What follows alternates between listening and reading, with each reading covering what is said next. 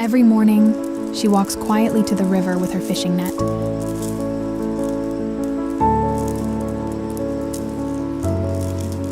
No noise, no rush, just nature, water, and freedom.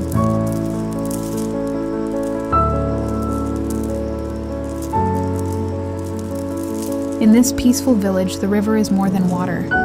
It is life.